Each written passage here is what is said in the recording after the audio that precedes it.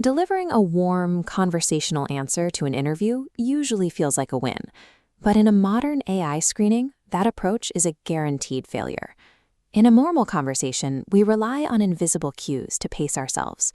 We look for a smile, a nod, or a shift in posture, a social metronome that confirms the other person is engaged. When an automated platform removes those cues, the human brain registers the silence as a social threat. The natural instinct is to panic and start rambling, frantically throwing out small talk to fill the void. Relying on charm to bridge that silence is a structural mistake. The algorithm on the other side of the lens lacks the capacity to perceive social connection or nervous energy. The system is blind to your emotional delivery. As you speak, a natural language processor is instantly transcribing your spoken words into a raw text document. This diagram illustrates how the system evaluates that transcript, using a metric called semantic density. It measures the mathematical ratio of hard, verifiable facts to empty filler.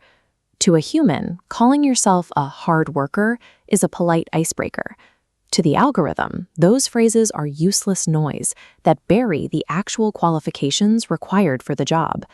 Success in this environment requires abandoning conversational reflexes. You have to deliver highly structured, machine-readable data directly into the microphone. The natural language processor acts like a digital gold miner panning a river of transcribed text.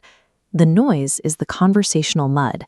This includes your emotional context, vague pronouns like stuff, and filler phrases like "I'm a people person" that are washed out of the final calculation. The signal is the gold. High semantic density is achieved by pairing specific industry nouns with strong action verbs.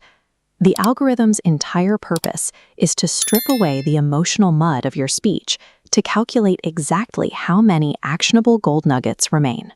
On the left is a typical low-density answer. Returns are super annoying, so I just tell the warehouse guys to put the boxes in a pile. It relies on casual pacing and vague feelings, leaving almost no specific steps for the machine to track. Compare that to a high-density response. I rely on automated tracking systems. The software immediately flags the condition, which reduces our holding costs. Both candidates described sorting returned inventory, but the system assigns a much higher score to the second answer because it is tightly packed with specific tools and explicit actions. In an automated system, the difference between a rejection and an offer is the mathematical density of the action verbs you choose. The STAR method, situation, task, action, and result, is not just interview advice. It is a data structure for speaking to a machine. This rigid sequence organizes your speech into data arrays, delivering pure signal directly to the grading rubric. Speaking slower is a tactical advantage. Pausing allows the brain time to retrieve dense action verbs without resorting to filler words.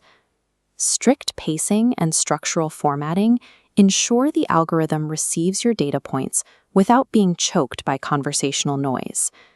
Stripping away natural cadence to satisfy a machine often makes candidates feel like they are being forced into a robotic performance. However, editing out buzzwords and filler in real time requires a deliberate level of linguistic discipline. This focus on semantic density reduces ambiguity in professional settings, where dense information is often more valuable than conversational padding. Training for an algorithm forces a habit of clarity that translates to human teams. When the filler is removed, the logic of your